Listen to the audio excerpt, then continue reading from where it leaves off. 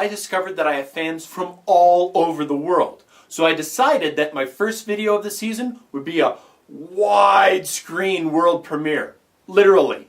So feel free to enjoy this episode with subtitles in Japanese, Portuguese, German, Hungarian, Finnish, French, Polish, Dutch, and with English subtitles too. Oh yeah!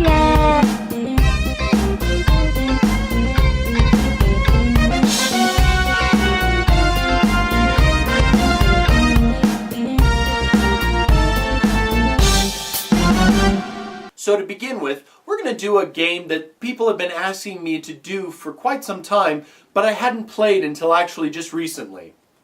Nazo no Murasamejou for the Famicom disk system.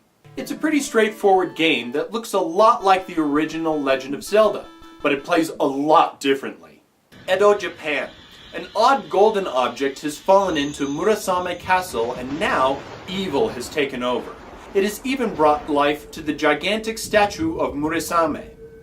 In this game, you take up the role of Takamaru, a skilled samurai who is determined to rid the world of evil and defeat the Murasame statue.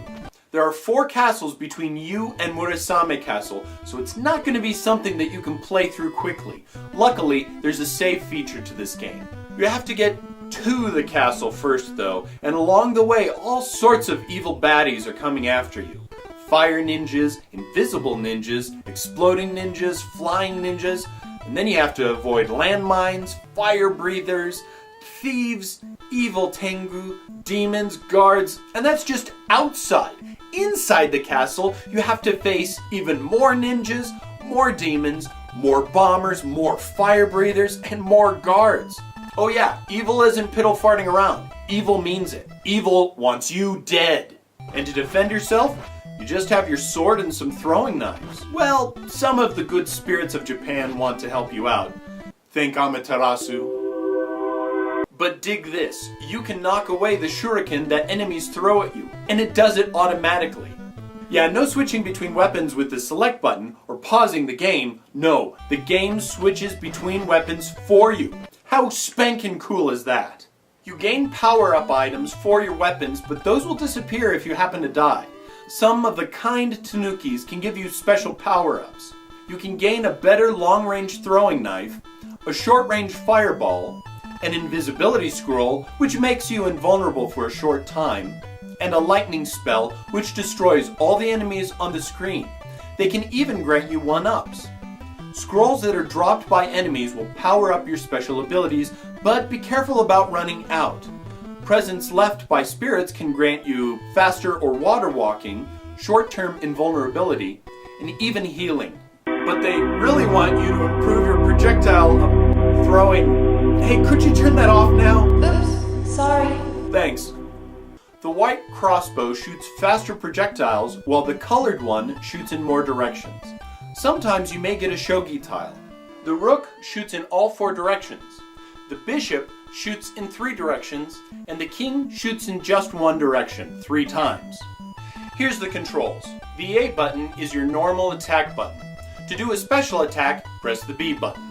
Now when you start the game, you'll notice that the screen has a status bar. Here, you have your number of remaining lives and score, secret ability, invisibility or lightning, ammo for your special distance attack, the time left to complete the stage, and which castle you're on.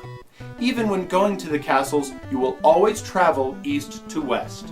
Now there is a time limit which can make some people give a second thought to this game. And this game is pretty difficult in that swarms of enemies can come out at you and overwhelm you at any given moment. You can gain an extra life by rescuing ladies, but sometimes they can be demons in disguise, which can make your life that much tougher. And the further into the game you go, the tougher and tougher the game gets. But you can only take 3 hits before you die, and you start with only 3 lives. And it's a huge game for its time. I mean, the insides of the castles are vast, and it can feel like a chore to reach even the first couple of bosses. But if you keep at it, you'll find that you are really enjoying yourself and want to keep going until you beat it.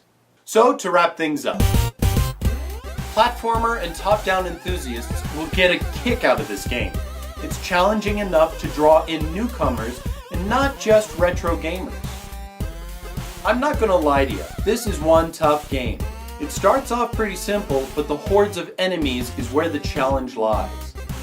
For a 1986 game, it has incredible graphics. Enemies look good, and items look like they should. It's actually not a lot of Japanese.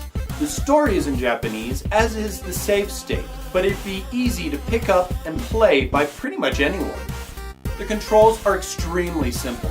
The directional movement is smooth and is not stiff at all, and response time is quick. Just like The Legend of Zelda, if you are a fan of this game, then you will tend to want to play it over and over just to get better times. It was released on the Japanese Virtual Console, however. Now this game even spawned a TV show based on it, and the character Takamaru has made a special appearance in several games, most notably Captain Rainbow, and in Samurai Warriors 3. References to this game can also be found in several other Nintendo games. And if you don't have the Famicom disk system to play this game, which I'm betting the majority of you don't have, you can always play this game on its GBA re-release.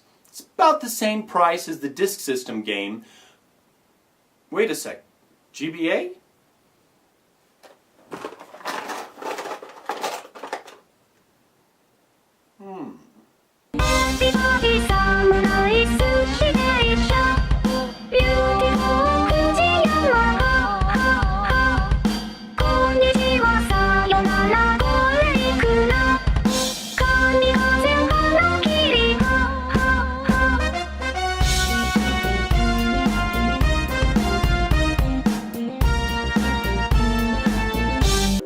Yeah, you almost got it.